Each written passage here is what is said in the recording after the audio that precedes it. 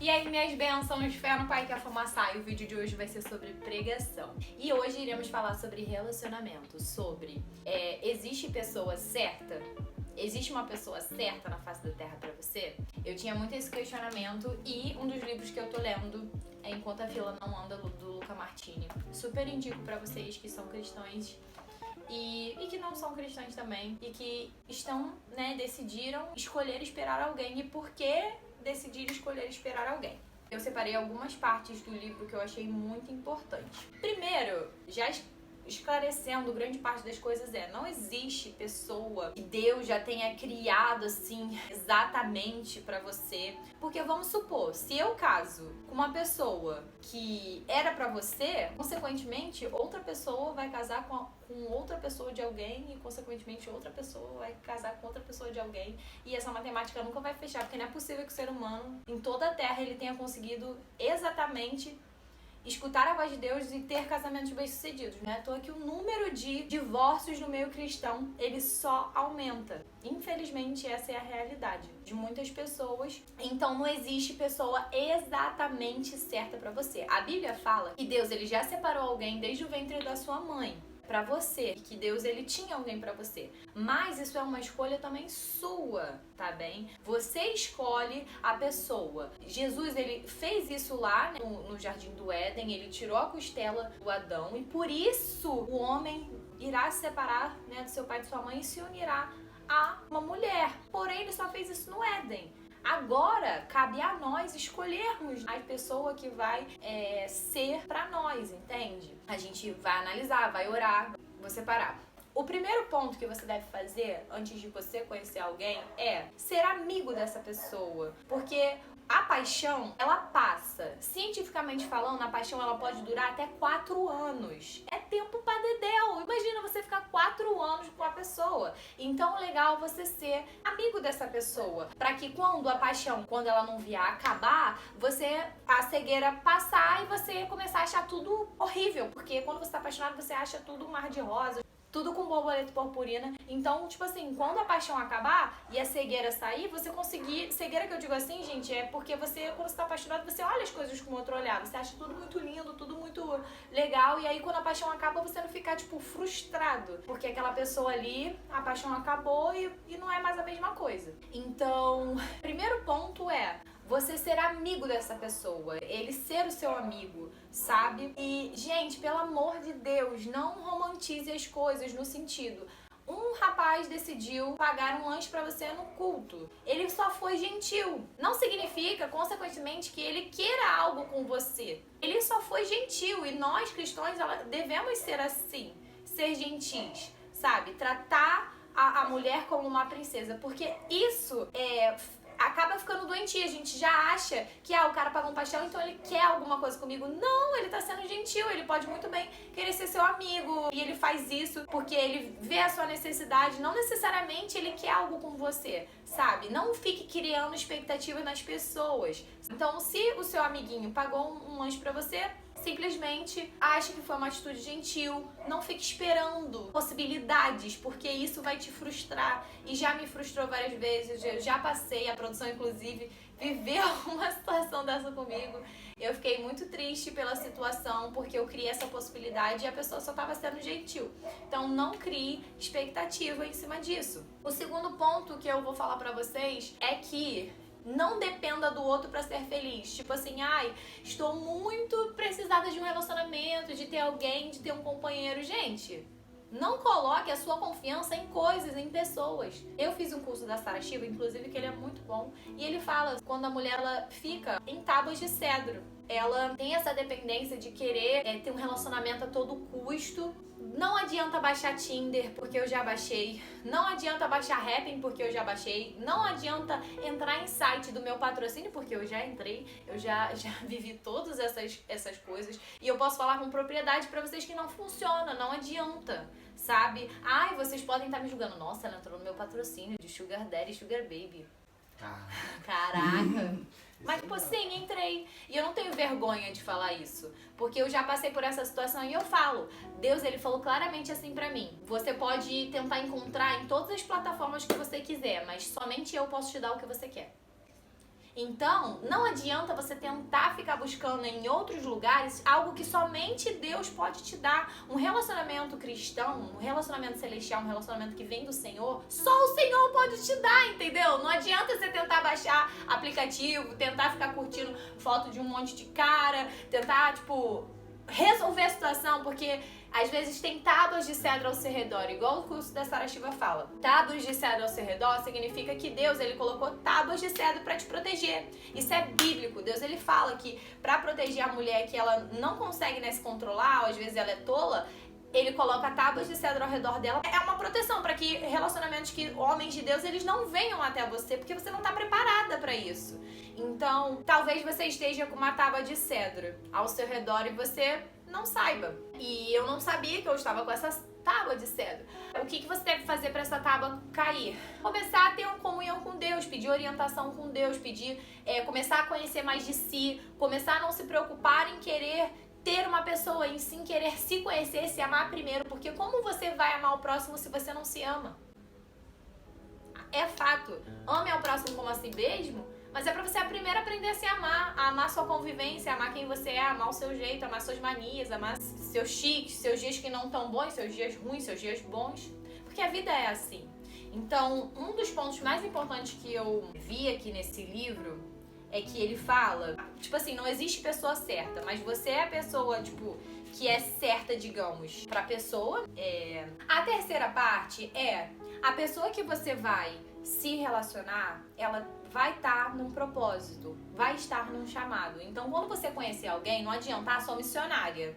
E a outra pessoa não quer ser missionária, a pessoa ela quer ficar aqui. Como você vai se casar com alguém que não quer ser missionária, que quer ficar aqui parado? Se o seu chamado é esse, você vai fazer o quê? Enterrar a vontade de Deus pra sua vida? Não existe isso, gente. Não existe isso, pelo amor de Deus. Então, vocês têm que se atentar a esse tipo de coisa. Se o seu chamado é você tem que se atentar com quem você vai casar. Porque quando você casa, tem a questão da submissão do seu marido. Então, vocês têm que estar alinhados a propósito dos chamados, certo? Você não... Imagina, você casar, pode acontecer? Pode, mas imagina como vai ser difícil. Se você tem um chamado missionário, alguém vai prevalecer aí. Ou ele vai com você, ou você vai ficar. Ou você vai e ele ficar, acho meio difícil. Provavelmente alguma coisa não vai dar certo. E aqui ele fala que é importante descobrir o seu propósito. Descobrir o porquê você tá aqui. O porquê de se amar a si mesmo e entregar a sua vida a isso. Certo? E o principal, casamento não é só de pessoas, é de propósitos. E aí ele fala muito. Se você não consegue se cuidar de si mesmo, né, das coisas que você ia fazer, como é que você vai cuidar da outra pessoa? Então, esse momento é pra você refletir. Esse ponto que eu coloquei. É melhor você assumir que você não tá pronto e começar a se preparar. E não necessariamente você vai escolher esperar a pessoa certa, mas você vai se preparar pra ser a pessoa certa, sabe? Então, se você quer uma pessoa nota 10, você se avaliando hoje, qual nota você dá pra si mesmo? Você acha que é 10? Você acha que você é o bonzão? Você acha que você já sabe de tudo? Você acha que você já tem maturidade pra você entrar num relacionamento? Porque relacionamento, você conviver com a pessoa todos os dias, você vai ter discórdia, vai ter briga, vai ter desavença. Por mais que você ame a pessoa com quem você esteja, é inevitável que você tenha situações que vão ter atritos. E será que você vai conseguir ser a pessoa não briga, que consegue agir com sabedoria, ou você vai gritar, Então você tem que ter essa reflexão sobre si. Isso é aprender a amar o próximo e a si mesmo, e não amar ao próximo pra si mesmo. Quando você aprende que você tem que se preparar pra você entrar no relacionamento, você ama a pessoa e você não entra no relacionamento em prol de si, mas em prol do outro, porque você se ama, então você vai conseguir também amar o próximo quando você aprende a se amar. E aí é que ele fala, a gente precisa aprender a ser bom sem querer nada em troca. A gente fazer o bem porque nós somos cristãos. É aquela parada do pastel lá, de pagar o pastel depois do culto. E não necessariamente querer algo em troca, porque isso reflete no casamento. Porque se a mulher ela tá condicionada a pensar que todas as gentilezas que o homem faz com ela é somente pra conquistar ela, então ela vai ver as ações como uma forma de flerte. E isso não é legal. Isso também não é bom pro homem, porque depois que ele casar, ele vai ter a sensação que ele já conquistou e que ele não precisa mais fazer. Então a gente precisa ter essa reflexão sobre ser pessoas gentis porque somos. E não porque queremos algo em troca, porque queremos flertar com tal pessoa, entendeu? Não busque relacionamentos pensando em você, mas construa uma vida pensando em você. E aí sim você incluir as pessoas. Se a sua vida não está pronta para receber alguém, seu coração também não pode estar. Outro ponto importante será que nesse mundão de Deus existe uma pessoa, uma única pessoa que se encaixe perfeitamente a mim e eu a ela? Será que só existe uma? Era aquilo que eu tava falando com você. Deve existir várias pessoas porque o mundo é cheio de pessoas extraordinárias, certo? Vamos pra reflexão. E se existisse uma pessoa exata para cada ser humano e alguém casa errado? Isso seria o suficiente para arruinar todos os casamentos, certo? Afinal, se você casou com a esposa de alguém que não era seu, alguém aí, todo mundo aí vai casar errado. Então, não me venham com esse negócio que existe pessoas que eu fiz certa e que a pessoa que Deus escolher. Mano, pelo amor de Deus, né? Até isso você quer responsabilizar Deus? Aí se der errado, a culpa foi de Deus também? E o cérebro? Deus também deu pra quê? Ô, Jesus. Você pode pedir sabedoria e ser uma pessoa que se coloca na posição correta, certo? E com os princípios e valores vão fazer com que você escolha uma boa pessoa pra estar com você, né? Você não é a pessoa certa pra mim, mas é a pessoa no qual eu te escolho com os seus defeitos, com as suas características e com tudo mais. E é muito perigoso, porque tem também fatos de que, ouvi de um anjo, de que o meu avô era pra minha avó. Pode acontecer? Pode Deus enviar? Pode, mas não queira botar a exceção da regra pra todo geral, entendeu? E o ponto final que eu queria falar com vocês é que tudo na sua vida vai mudar. Quando você, dos meus 15 aos meus 25, hoje eu tenho 25, esse vídeo está sendo gravado dia 8 de janeiro de 2022.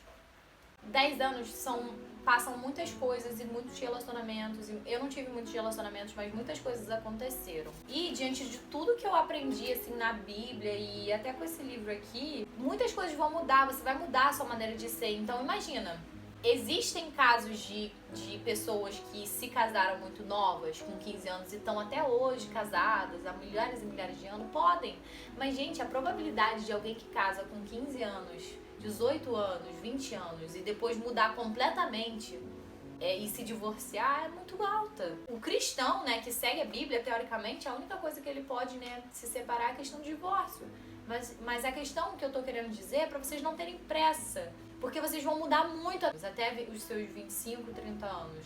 Então não tenham pressão pra se casar. Primeiro aprendam a se amar, a conhecer você, a sair, a fazer as coisas que são necessárias. Porque imagina, suponha que você é uma menina de ser missionária na Ásia e aí você se apaixona por um garoto que é missionário nos Estados Unidos.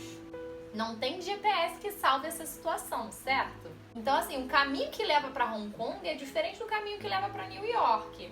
Então poderia ser pior, ainda fui boa. Ainda falei que o menino era missionário, mas vamos supor outra coisa. Você é missionária, se apaixona por um cara com 18 anos que ele não sabe o que ele quer da vida. Que é o que acontece muito. E eu, inclusive, isso aconteceu comigo. E descobre que ele não quer ir além. Ferrou, entendeu? Ferrou. Nada contra. Mas assim, uma coisa, né, não vai funcionar bem isso aí. Uma hora alguém vai abrir mão. Pode dar certo? Pode, mas a probabilidade, racionalmente pensando, a gente tem que ser o pé no chão pra depois não falar, Deus não tem nada a ver com isso. Nesse caso, podem acontecer prejuízos irreparáveis, né? E a possibilidade de um divórcio ser muito grande. E, gente, a gente acaba projetando no outro e fica preso nessa imagem. A gente acaba se machucando e machucando também. Porque a gente acredita que aquela pessoa é algo que ela não é. E o risco de convencer que a pessoa errada é a pessoa certa. Você quer pagar esse risco? Quais serão os tipos de relacionamentos que você verá como possibilidades? Se a missionária ela viaja o mundo, se é uma missionária que viaja ao mundo e ela quer se casar, com certeza não vai ser uma pessoa que vai querer, né, ficar em casa sem fazer nada.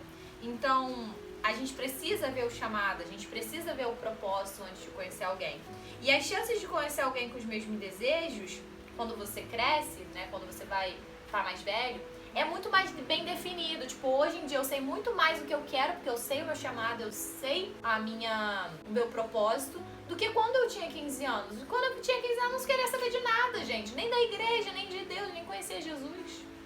A reflexão que eu deixo como último ponto pra vocês é sobre isso, sobre o casamento de jovens. Não tem nada de errado em você casar jovem, mas tem todo um percurso, sabe? Não precisa ter pressa. Você vai ter a sua vida toda ainda aí pra casar.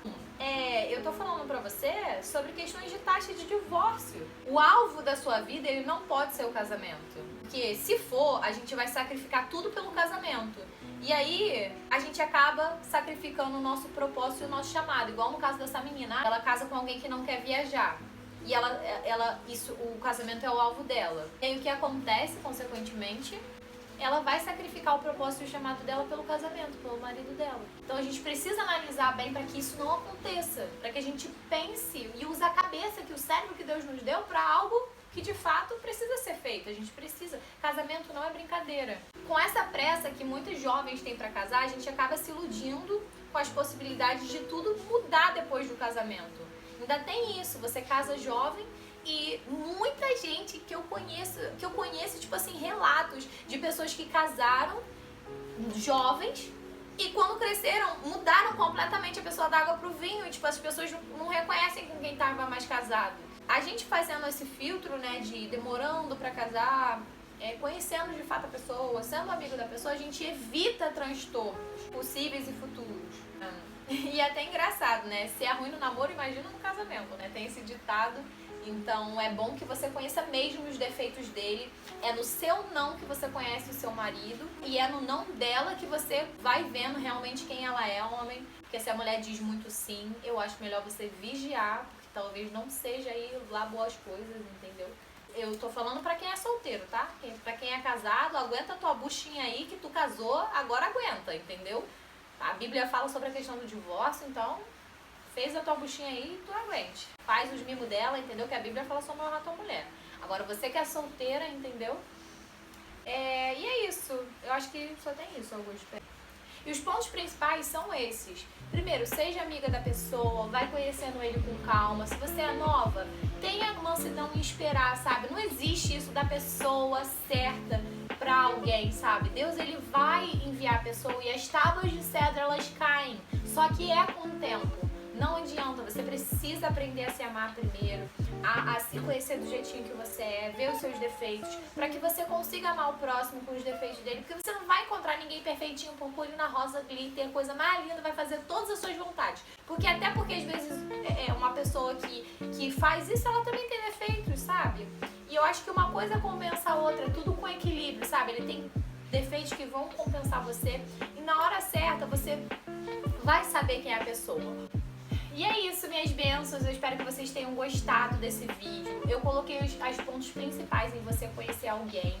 E vou fazer parte 2 de coisas importantes a você fazer quando você conhece alguém. Quando você, quer conhecer alguém. Então vai ter parte 2 de ensinando a vocês a conhecer alguém. Quero saber o que fazer, tô perdida, me ajuda. Eu vou te ajudar. E é isso, eu espero que vocês tenham gostado. Coloquem perguntinhas aqui embaixo sobre coisas que vocês gostariam de saber sobre relacionamento, o que Deus ele tem pra sua vida, que eu vou fazer o máximo pra te auxiliar. Vou gravar vídeos também respondendo as perguntinhas de vocês. E é isso, um beijo no coração de vocês. Curte, comenta, compartilha esse vídeo com todo mundo. Um beijo no coração e até a próxima.